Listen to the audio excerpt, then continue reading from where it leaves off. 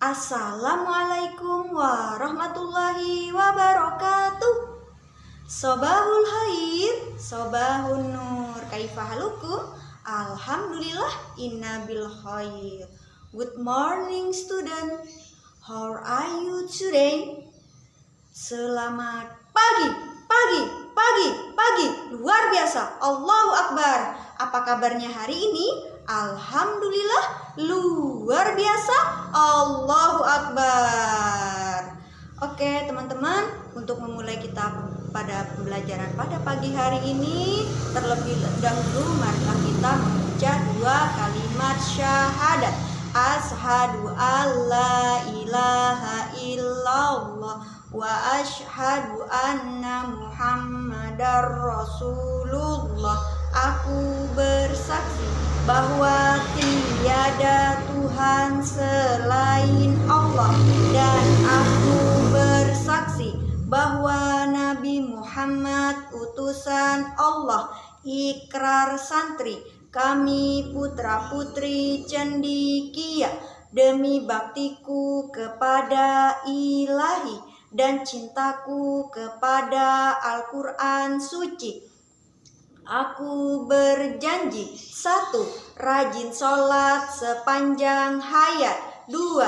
Tak lupa mengaji setiap hari.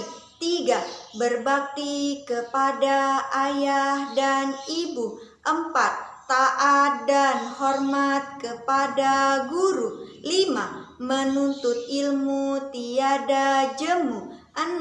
Setia kawan dan suka memaafkan.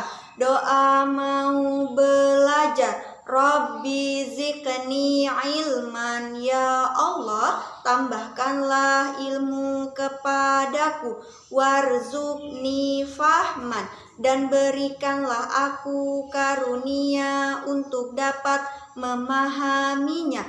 Waj'alni minas solihin, dan jadikanlah aku anak yang soleh. Amin. Doa pagi hari. Allahumma bika asbahna wa bika amsayna wa bika namutu wa ilaikan nusur. Doa terhindar dari penyakit yang buruk. Allahumma inni a'udzubika minal barasi wal jununi wal zuzami korona wa min sayil asqam. Ya Allah, aku berlindung kepadamu dari penyakit kusta, gila, lepra, korona, dan dari penyakit buruk lainnya. Amin. Untuk lebih barokahnya, marilah kita sama-sama murojaah Al-Quran Surah Al-Infitor. A'udzu billahi minasyaitonir rajim. Bismillahirrahmanirrahim. Ijas sama'un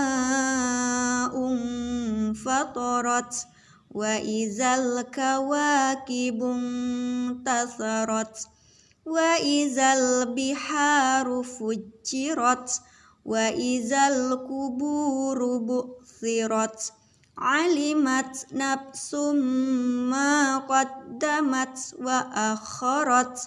Ya ayyuhal insanu ma gharraka bi rabbikal karim allazi khalaqaka fasawwaka fa'adalak fi ayyi suratim ma syaa rakkabak.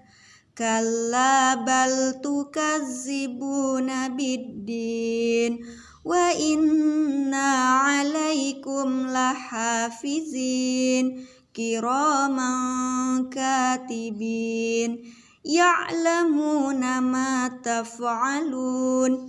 Innal abrara lafi na'im wa innal fujjara lafi jahim yaslaunaha yaumaddin wa ma hum anha bighaibin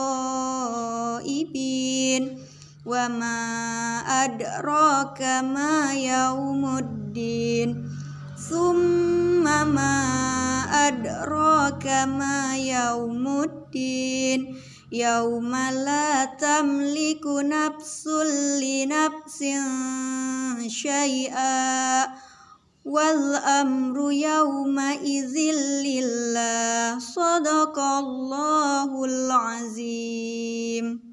Oke teman-teman, sesuai dengan janji ibu akan melanjutkan sirah kita. Teman-teman sudah penasaran kan? Oke. Bismillahirrahmanirrahim. Rasulullah Shallallahu Alaihi Wasallam pun terganggu. Rasulullah Shallallahu Alaihi Wasallam bersabda, wahai kaum muslimin, siapa yang akan membelaku dari laki-laki yang telah menyakiti keluargaku dengan menyebarkan berita bohong? Demi Allah, aku tidak mengetahui dari keluargaku kecuali yang baik. Sesungguhnya mereka orang-orang yang menyebarkan berita bohong itu telah menyebut nama seorang lelaki, Sofwan, yang aku tidak mengenal lelaki itu kecuali sebagai orang yang baik.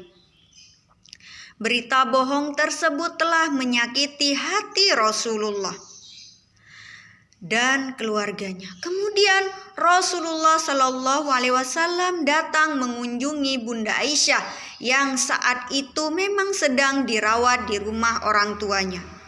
Bunda Aisyah menuturkan, kemudian Rasulullah Shallallahu Alaihi Wasallam pun datang ke rumahku. Saat itu ayah ibuku berada di rumah. Ayah ibuku menyangka bahwa tangisku telah menghancur luluhkan hatiku. Sejak tersiar berita bohong itu, Rasulullah tidak pernah duduk di sisiku. Selama sebulan, beliau tidak mendapatkan wahyu tentang diriku. Ketika duduk, Rasulullah membaca puji syukur kehadirat Allah Subhanahu wa Ta'ala, lalu bersabda, "Ya Aisyah, aku telah mendengar mengenai apa yang dibicarakan orang tentang dirimu. Jika engkau tidak bersalah, Allah Subhanahu wa Ta'ala pasti akan membebaskan dirimu. Jika engkau telah melakukan dosa, mintalah ampun kepada Allah dan bertaubatlah kepadanya." Sesuai Rasulullah mengucapkan itu, tanpa kurasa air mataku bertambah bercucuran. Kemudian aku katakan kepada ayahku, "Ayah, berilah jawaban kepada Rasulullah mengenai diriku." Ayahku menjawab, "Demi Allah, aku tidak tahu bagaimana harus menjawab." Aku katakan pula kepada ibuku, "Ibu, berilah jawaban mengenai diriku." Dia pun menjawab, "Demi Allah, aku tidak tahu bagaimana harus menjawab." Lalu aku berkata, "Demi Allah, sesungguhnya kalian telah mendengar hal itu sehingga kalian telah membenarkannya. Jika aku katakan kepada kalian bahwa aku tidak bersalah, Allah Maha mengetahui bahwa aku tidak bersalah. Pasti kalian akan membenarkan aku. Demi Allah, aku tidak menemukan perumpamaan untuk diriku dan kalian kecuali sebagaimana yang dikatakan oleh Nabi Yusuf alaihissalam, sebaiknya aku bersabar. Kepada Allah sajalah aku memohon pertolongan atas apa yang aku lukiskan." Nah, dari situ kita ambil kesimpulannya ya teman-teman. Kesedihan Abu Bakar. Air mata Abu Bakar pun berlinang ketika putrinya difitnah. Beliau berkata, "Demi Allah, belum pernah disebut-sebut ada persoalan semacam ini pada masa jahiliyah. Padahal ketika itu orang tidak menyembah Allah. Tetapi sekarang pada masa memancarnya sinar kemuliaan Islam, orang-orang mengabarkan berita bohong seperti itu kepada keluarga kita." Alhamdulillahirrabbilalamin ya teman-teman. Begitulah cerita tentang Bunda Aisyah yang difitnah. Bagaimana kelanjutannya? Insya Allah nanti kita akan menyambungnya pada hari Senin depan. Kemarin kita telah belajar tentang cara bersyukur kepada Allah yang mengacu pada sila pertama Pancasila, dengan lambang bintang yang berbunyi ketuhanan yang Maha Esa, yang berlandaskan pada Al-Quran surah Al-Ikhlas ayat 1 yang berbunyi A'udzubillahi minasyaitonirrajim. Bismillahirrahmanirrahim. Qul huwallahu ahad. Yang artinya, katakanlah, dialah yang Maha Esa. Nah, sebagai orang Islam, sebagai seorang Muslim, untuk mengungkapkan rasa syukur kita kepada Allah, maka sebagai seorang Muslim, yaitu kita melaksanakan kewajiban-kewajiban kita. Di antaranya adalah kita melakukan sholat, puasa, berzakat, menginfakkan sebagian harta kita, dan tak lupa kita juga mengaji dan melakukan hal-hal kebaikan. Teman-teman masih ingatkan bahwa Allah itu menciptakan 3 makhluk hidup. Yang pertama manusia, yang kedua adalah hewan, yang ketiga adalah tumbuhan. Oke, di sini Ibu akan mengambil contoh tumbuhan. Tumbuhan itu banyak ya teman-teman. Ada bunga, ada rumput, ada juga pohon. Di sini Ibu akan mengambil contoh pohon. Ketika kita menemukan sebuah pohon, pohon itu rindang. Apa yang terjadi di bawah pohonnya? Pasti terdapat daun-daun yang jatuh berguguran. Nah, ketika kita mendapati daun-daun itu akan membuat rumah kita kotor. Apa yang kita lakukan? Pasti kita akan mengambil sapu, menyapunya. Setelah itu kita bakar. Ketika daun-daun itu kita bakar, maka dia akan berfungsi sebagai kompos, pupuk kompos ya teman-teman ya. Nah, ternyata teman-teman, daun yang kering itu bisa kok kita jadikan sebagai kerajinan tangan, yaitu mozaik. Mozaik dari daun yang kering. Teman-teman tahu apa itu mozaik? Nah, mozaik itu adalah gambar atau karya seni dekorasi yang dibuat dengan teknik menggunting, menempel dari bahan alam. Nah, bahan alam itu bisa berupa salah satunya nih daun yang kering, bisa juga dari biji-bijian, bisa juga dari rempah-rempah yang ada di dapur kita. Nah, menempelnya itu pada sebuah bidang yang datar. Bagaimana cara membuat mozaik dari daun kering? Oke teman-teman, silahkan perhatikan video berikut ini ya.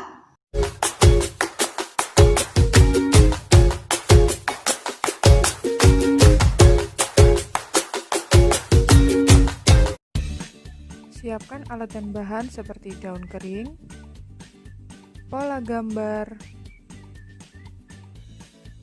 lem, dan gunting.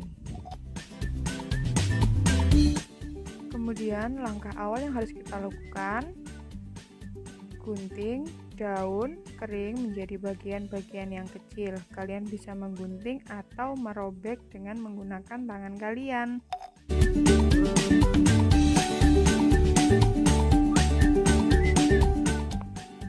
Gunting menjadi kecil-kecil secukupnya. Kemudian ambil lem dan oleskan pada gambar pola yang sudah tersedia.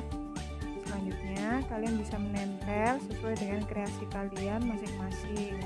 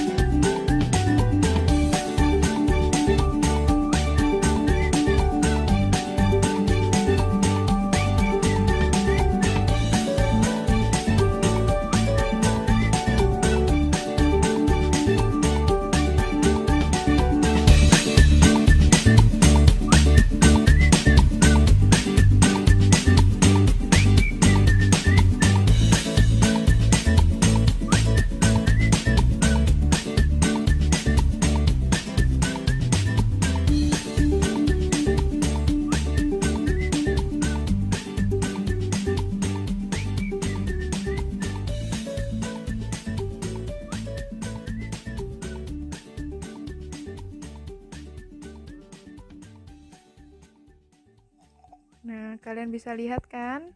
Hasilnya sudah jadi seperti ini. Kalian bisa mencobanya di rumah.